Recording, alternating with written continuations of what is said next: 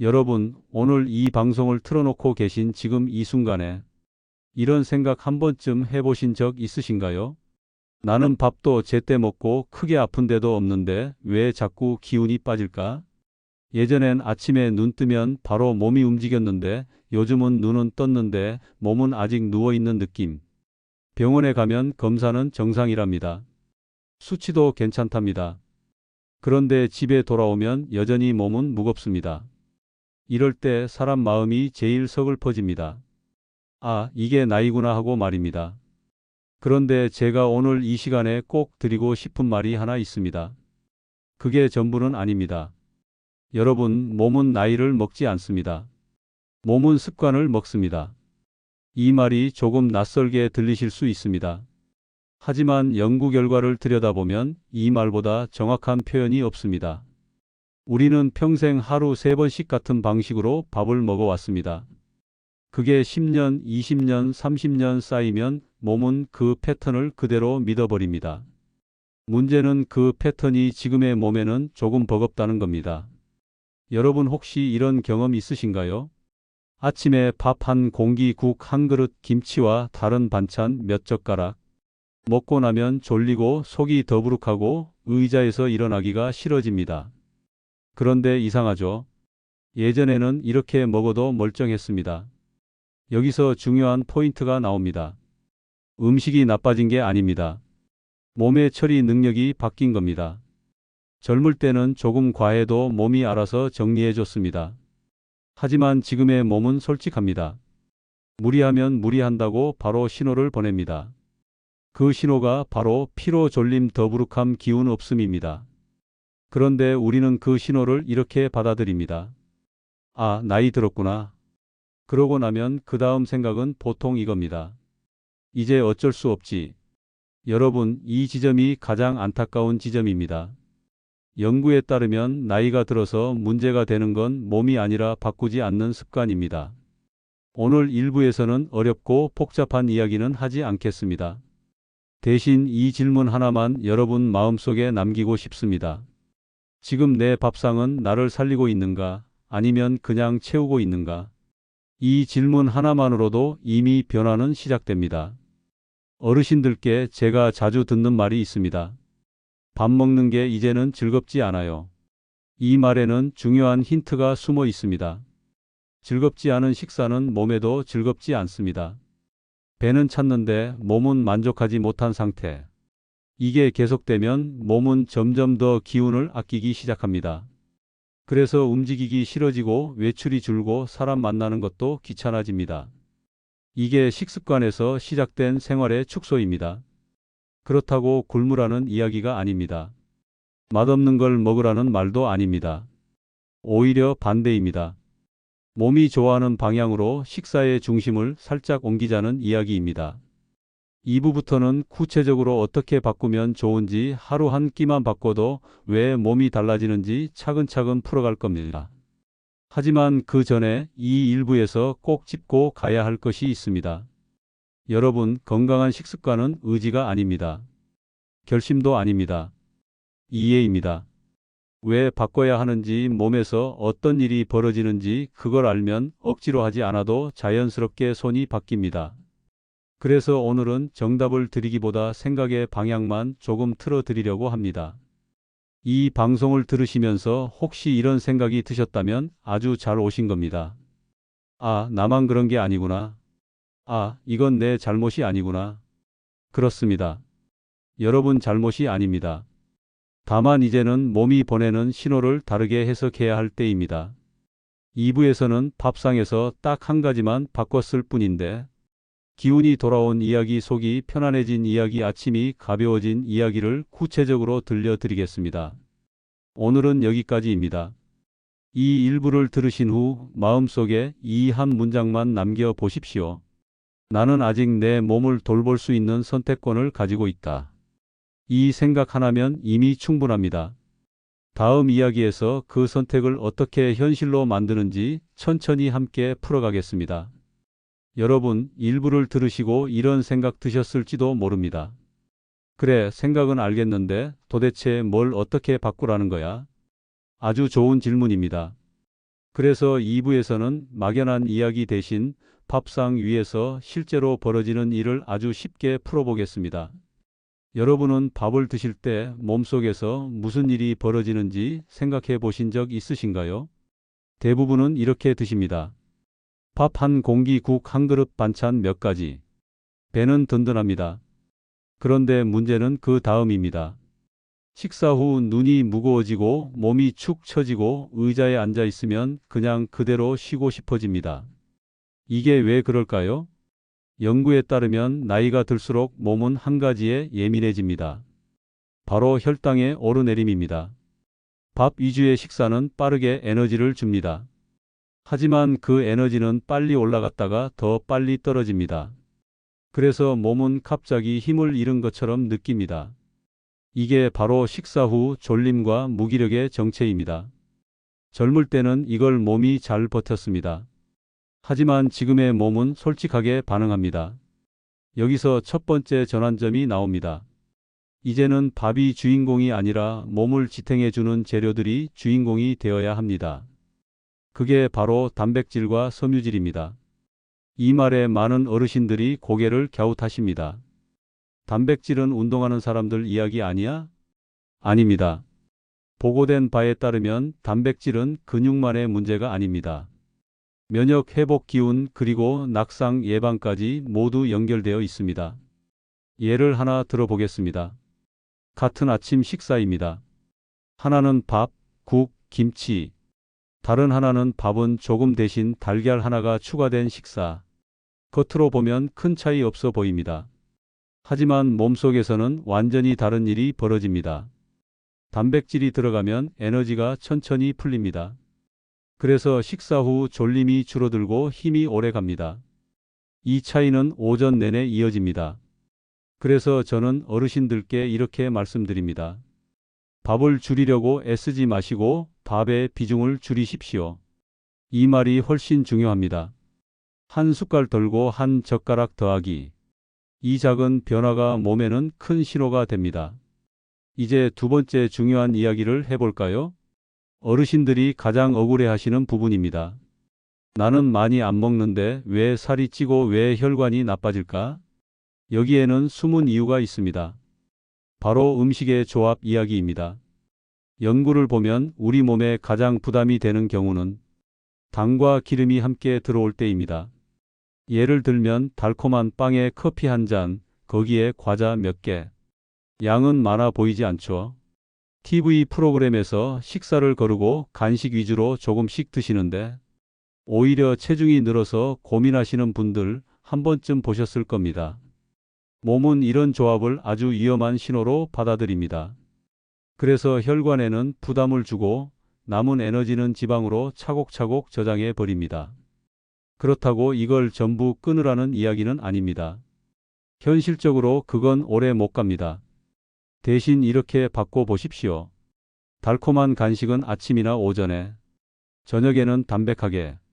시간만 바꿔도 몸의 반응은 다릅니다. 이건 의지가 아니라 전략입니다. 이제 세 번째 이야기로 넘어가겠습니다.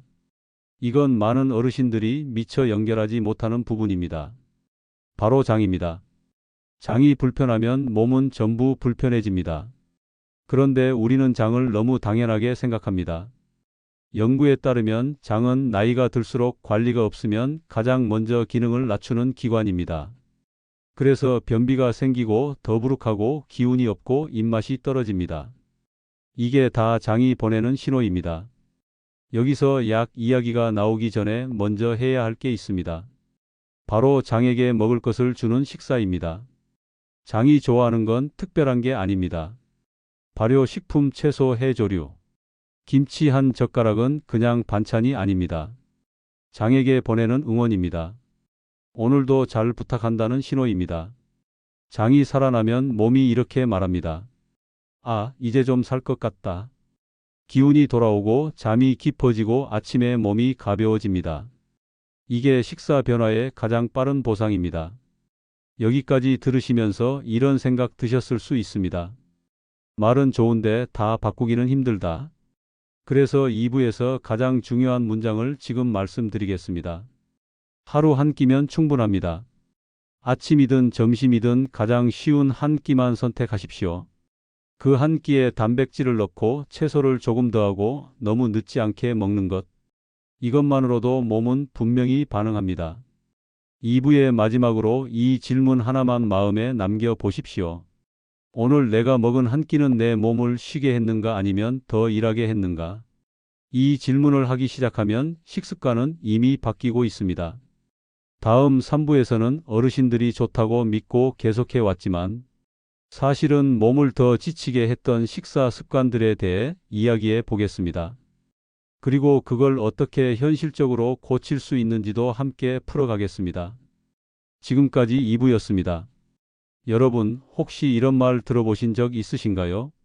나는 평생 이렇게 먹고도 잘 살았어. 맞습니다.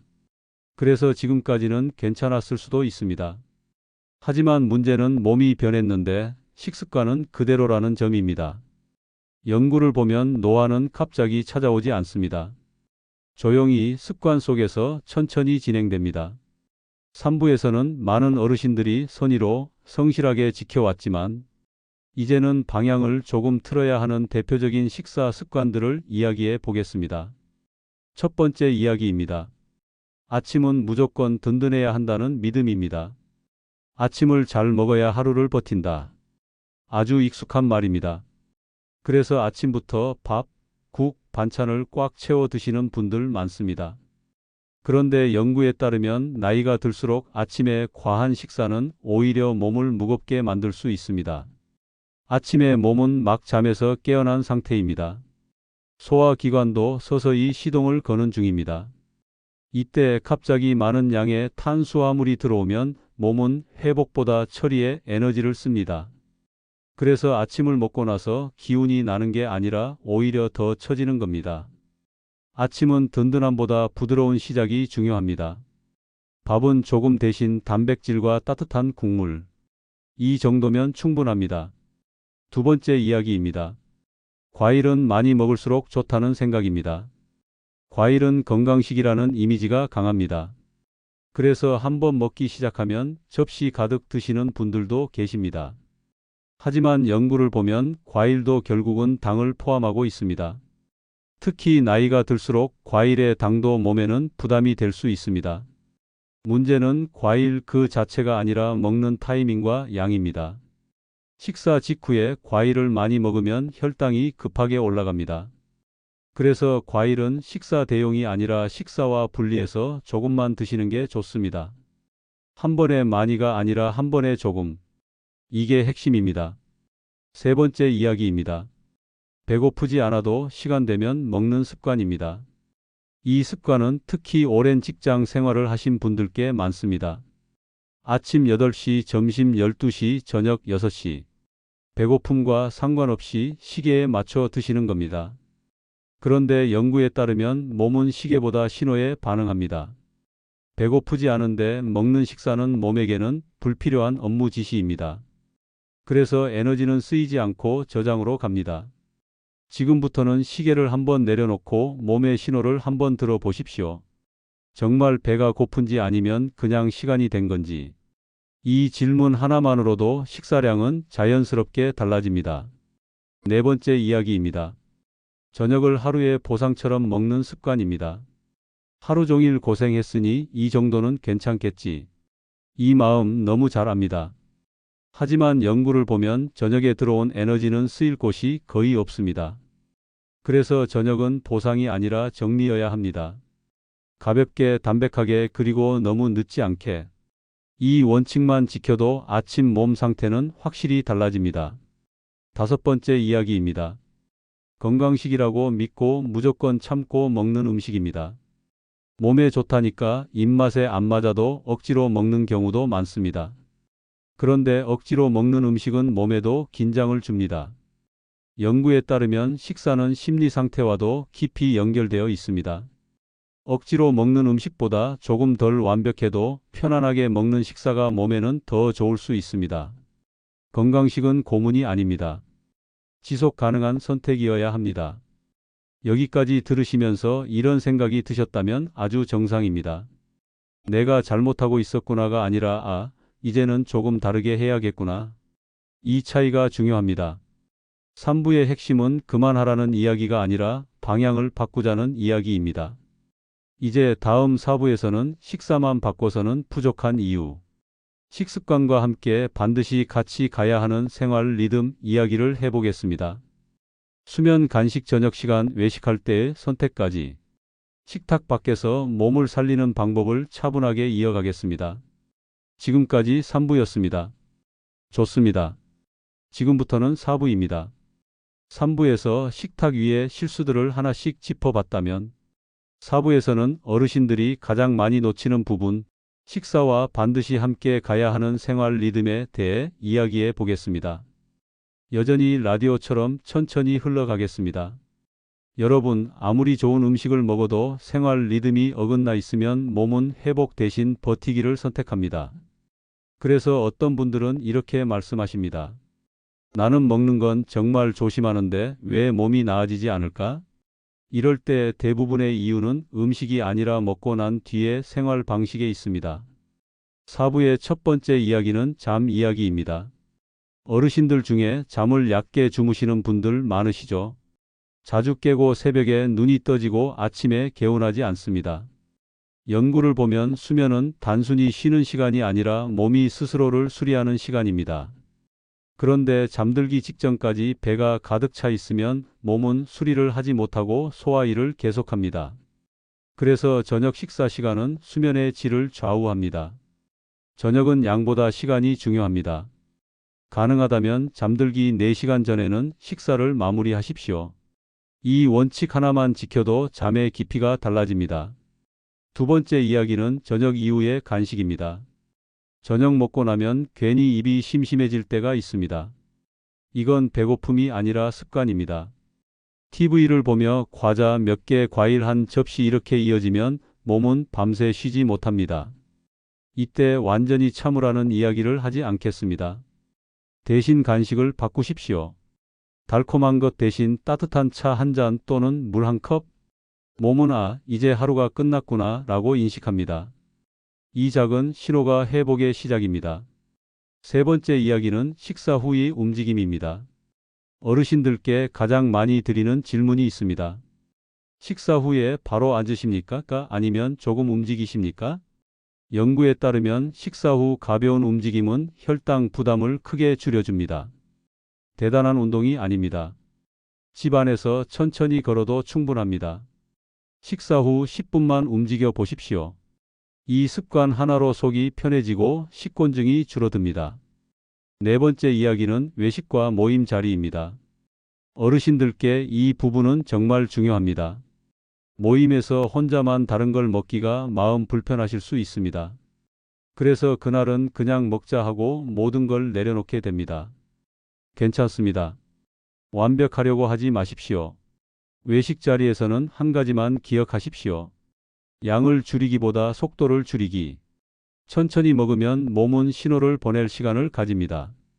배가 찼다는 신호를 제때 느끼게 됩니다. 이것만으로도 외식의 부담은 크게 줄어듭니다. 다섯 번째 이야기는 물 마시는 습관입니다. 많은 어르신들이 물을 적게 드십니다.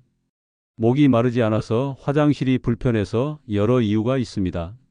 하지만 연구를 보면 수분 부족은 피로와 변비, 혈액순환 저하로 이어집니다.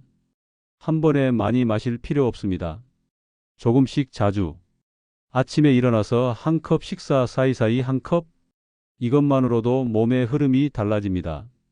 여기까지 들으시면서 이런 생각이 드셨다면 아주 잘 듣고 계신 겁니다. 이건 새로운 걸 더 하라는 이야기가 아니라 기존 생활을 조금 다르게 하자는 이야기구나. 맞습니다. 4부의 핵심은 식사는 생활 전체와 연결되어 있다는 점입니다. 이제 마지막 5부에서는 지금까지 이야기한 모든 것을 한 번에 정리하면서 어르신들이 오늘 당장 하나만 선택해서 시작할 수 있도록 확실한 방향을 제시해 드리겠습니다. 지금까지 4부였습니다. 좋습니다. 지금부터 마지막 5부입니다. 지금까지 이야기를 끝까지 따라오신 어르신이라면 이미 마음속에서는 작은 변화가 시작되고 있습니다. 5부는 새로운 정보를 더 얻는 시간이 아닙니다. 지금까지 들은 이야기를 하나로 묶고 오늘 당장 무엇을 하면 되는지 분명하게 짚어드리는 시간입니다. 여전히 라디오처럼 조용히 마무리하겠습니다. 여러분, 혹시 이런 생각 드셨을지도 모르겠습니다. 이야기는 다 좋은데 그래서 나는 뭘 하나? 아주 정확한 질문입니다. 그래서 5부의 시작은 이 말로 열고 싶습니다. 모든 변화를 한꺼번에 하려고 하지 마십시오. 건강을 망치는 가장 빠른 길은 의욕입니다. 처음부터 완벽하려는 마음입니다. 몸은 계획표를 보지 않습니다. 몸은 반복되는 신호만 기억합니다. 지금까지 우리는 이런 이야기를 했습니다. 밥을 줄이자는 이야기가 아니라 밥의 구성을 바꾸자는 이야기. 당과 기름의 조합을 조심하자는 이야기. 장을 살리는 음식이 결국 기운을 살린다는 이야기. 식사 시간과 수면, 생활 리듬이 서로 연결되어 있다는 이야기. 이 모든 걸 한 문장으로 정리하면 이렇습니다. 몸이 덜 힘들게 먹자는 것. 그래서 오늘 이 방송을 들은 후 어르신께서 하셔야 할 일은 딱 한 가지입니다. 하루 한 끼를 선택하는 것입니다. 아침이든 점심이든 저녁이든 가장 바꾸기 쉬운 한 끼. 그 한 끼에만 이 원칙을 적용해 보십시오. 밥은 조금, 단백질은 하나, 추가 채소는 한 젓가락 더, 너무 늦지 않게 먹기. 이것이면 충분합니다. 여기서 많은 분들이 이렇게 걱정하십니다. 이렇게 해서 정말 달라질까? 연구 결과를 떠나서 제가 드리고 싶은 대답은 이겁니다. 몸은 작은 신호에 더 크게 반응합니다. 갑작스러운 변화보다 매일 반복되는 작은 변화가 몸을 안심시킵니다. 아, 이제 나를 괴롭히지 않겠구나. 아, 이제 나를 좀 배려해 주는구나. 몸이 이렇게 느끼기 시작하면 회복은 그 다음 문제입니다. 여러분, 건강은 노력의 결과가 아니라 관계의 결과입니다. 몸과 싸우면 언젠가는 집니다. 몸과 협상하면 몸은 반드시 응답합니다. 오늘부터 몸에게 이렇게 말해 보십시오. 이제는 너를 몰아붙이지 않겠다. 조금 덜 힘들게 해주겠다. 이 말이 식탁에서 시작되면 몸은 그걸 잊지 않습니다.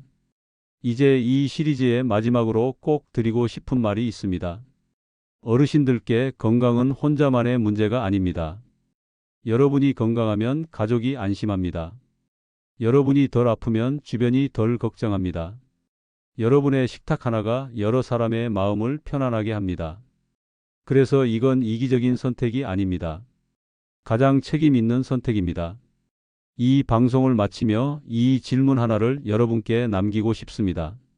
오늘 내가 먹은 한 끼는 나를 살폈는가 아니면 그냥 넘겼는가? 이 질문을 하루에 한 번만 하셔도 여러분의 식습관은 이미 바뀌고 있습니다. 마지막으로 부탁 하나만 드리겠습니다. 오늘 이 이야기가 조금이라도 마음에 남으셨다면 댓글에 이렇게 남겨 보십시오. 나는 오늘부터 한 끼를 바꿉니다. 이 문장은 약이 아닙니다. 다짐입니다. 그리고 몸은 이 다짐에 가장 잘 반응합니다. 지금까지 1부부터 5부까지 함께해 주셔서 진심으로 감사합니다. 여러분은 이미 늦지 않았고 이미 충분히 가능성이 있습니다. 천천히, 그러나 오늘부터. 다음 이야기에서도 다시 뵙겠습니다.